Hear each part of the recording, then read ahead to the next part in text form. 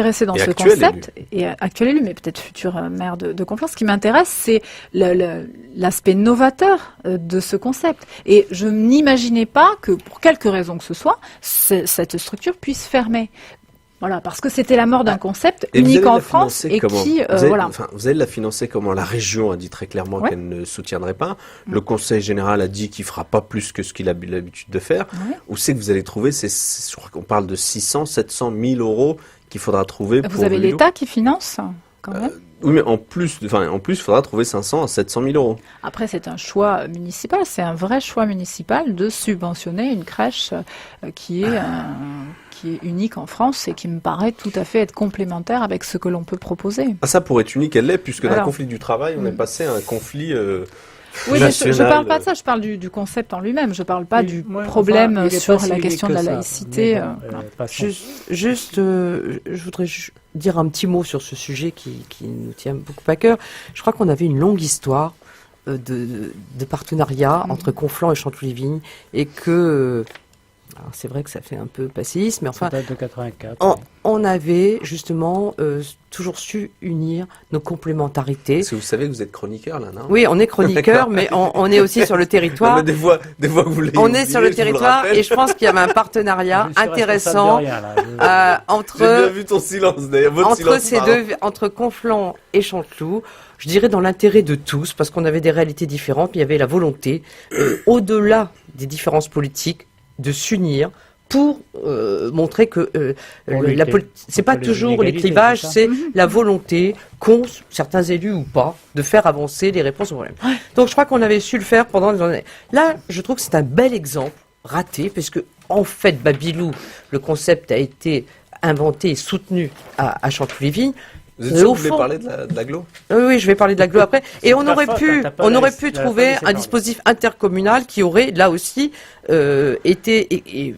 chacun y aurait trouvé ses petits et intéressants. On pourra tout à fait le faire, puisque l'interco, à un moment donné, on sera avec Chanteloup, on pourra tout à fait le faire. Si vous voulez, il faut bien comprendre la position... Chanteloup a reconstruit... Il faut bien comprendre la position de... Et alors, on peut décliner, enfin, peu importe, on pourra toujours décliner quand même ce concept qui est intéressant. Pour quelles que soient les villes, c'est intéressant. On va clore le sujet. Non, mais c'est important parce que la position de la ville de Conflans n'a pas du tout été de déshabiller Chanteloup. Et d'ailleurs, on a vu Madame le maire de Chanteloup et je pense qu'elle l'a bien compris.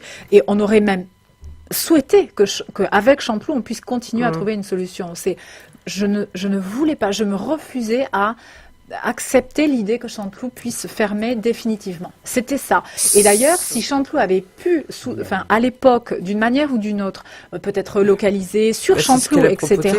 C'est ce que Chanteloup avait proposé. Je ne suis pas à Chanteloup. Vous pensez bien que moi, je gère pas les trucs de l'intérieur. Oui, c'est la position de Conflans que je vais finir quand même parce que sur ce sujet, parce que c'était inventé pour les classes les plus populaires, c'est-à-dire ceux qui avaient des horaires de merde le matin et des horaires de merde le soir. Et c'est pour ça que le dispositif a été pensé, qui a été voulu, qui a été porté à un moment où personne ne voulait l'entendre. Donc c'était un combat pour les plus en difficulté. Mais je suis entièrement d'accord avec ça. C'est pour ça que je ne voulais pas que ça ferme. Mais je vais finir avec l'intercommunalité. Allez, je peux dire l'intercommunalité. François, je vous en prie. Simplement, c'est pas dans la conférence. Non, mais est-ce qu'on peut laisser Françoise terminer quand même? Parce qu'elle aimerait bien parler de l'interco. Oui, je voudrais parler de l'interco. Je voudrais surtout demander à Fanny Hervera qu'est-ce qu'elle attend comme levier de l'interco pour soutenir son action municipale, puisque dans le programme, bien évidemment, elle ne parle pas de l'emploi et développement économique parce que ce sont des compétences. Si j'en parle, mais dans la dimension intercommunale. Dans la dimension intercommunale. Donc, qu'est-ce que vous attendez? Est-ce qu'il y a des stratégies de développement particulières pensées entre ces trois villes? Quels sont les leviers que vous espérez voir actionner à l'échelon interco qui viendront soutenir vos efforts à Conflans? Le levier interco est vraiment l'institution adaptée pour ce genre de thématiques, d'AVECO, etc. Donc je pense qu'on va quand même réussir à avoir une stratégie autour de ces thématiques. Là, on a créé l'interco en 2014, 1er janvier. C'est tout récent, avec les élections municipales. Bon, la période n'est pas propice pour commencer à développer des dispositifs et des stratégies, mais je suis certaine qu'après les élections municipales, on va tous se mettre autour de la table. L'Interco, c'est l'avenir, de toute façon, des territoires. Donc, le levier, il va venir de l'Interco. Les marges de manœuvre, elles vont venir de l'Interco. Les capacités de financement des projets, elles vont venir de l'Interco. C'est évident. Ils ont mis un peu de temps à se mettre d'accord quand même sur le développement de l'Interco depuis 6 ans, parce que ça fait quand même depuis plus de 6 ans qu'ils en parlent. Mais qui? Les 3 maires de la PAC. Vous savez que, vous savez très bien que si on n'a pas réussi à se mettre à créer cet interco avant, c'est que l'État nous le refusait. L'État voulait, je vous rappelle, Pierre, voulait nous associer à Saint-Germain, et Saint-Germain, c'était pas le problème, mais avec toutes les autres villes. Donc, oui, mais d'accord. Satellite de Saint-Germain. La PAC s'est créée, c'est l'essentiel. Si Poissy change de majorité, c'est vous la présidente de l'Interco? Si Poissy change de majorité, mais j'espère bien qu'elle va pas changer de majorité. Ce qui est vraisemblable. Écoutez, ce qui est vraisemblable, c'est qu'elle change de majorité. On verra au 23 et au 30.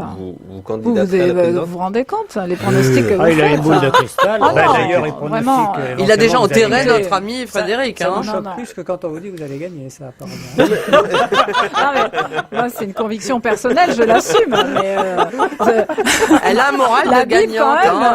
C'est pas... Il doit faire des Madame pronostics. Hervera, je vous dis, dans l'hypothèse que Poissy change de majorité, alors on n'est plus dans l'hypothèse que Poissy change de majorité, et je ne dis pas d'ailleurs quelle est la majorité actuelle de Poissy, vous l'avez remarqué, vous serez vraisemblablement la présidente de l'agglo. En tout cas, est-ce que vous allez candidater à cette présidence d'ailleurs?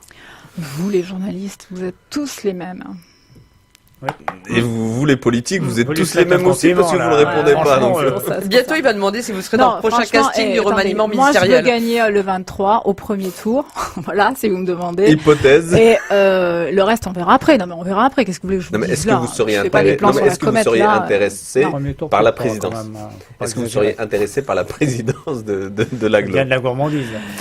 Écoutez, on verra. De toute façon, il faut... Ne pas répondre comme vous le faites est une réponse. Non, il faut absolument être présent dans l'Interco. C'est l'avenir, je viens de le dire. Après, les modalités, on verra. Il faut être hyper présent parce que c'est là que vont être les marges de manœuvre et on compte bien à Conflans prendre toute notre part. Voilà. Et rappelons qu'au 1er janvier, l'Interco fusionnera vraisemblablement avec la CA de Oui, c'est ça, exactement. Si jamais vous êtes ça va aller très très vite. Non mais attendez, parce qu'on a largement, ça va aller très très vite. Qui nous est imparti. Dernière question. Alors une dernière question, vraiment, Monsieur Cardot. Si elle est maire, qui sera directeur de cabinet? Bon, j'allais dire une bêtise. Je me retiens. Pardon. Alors, c'était quoi la bêtise? Non, elle s'est retenue. Voilà. Non, mais il faut bien qu'on s'amuse un peu quand même. Merci, Madame Fanny Hervera. Merci à vous deux. D'ailleurs, par moment, j'ai été très surpris. Je me suis dit, est-ce que ce sont l'ancien maire de Chanteloup qui s'exprimait ou est-ce que c'est l'animateur bénévole à LFM, Françoise, de la même manière? Mais nous sommes incarnés quand même. Nous ne sommes pas des ectoplasmes qui vivent au-dessus des territoires. Allez-y, Pierre, allez votre date. Il a voulu d'anciens politiques pour... il en a un. C'est tout. Merci en tout cas. Pas faire une croix sur le passé quand même. Faut pas merci en tout cas. Nous avons été amoureux de Conflans. Merci. C'est vrai. Merci.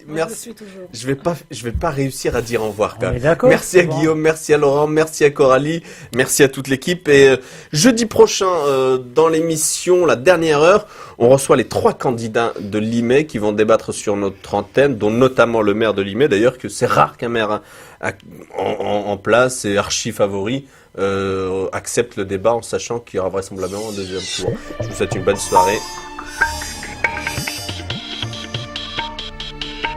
Face à elle, votre rendez-vous actualité du vendredi sur LFM.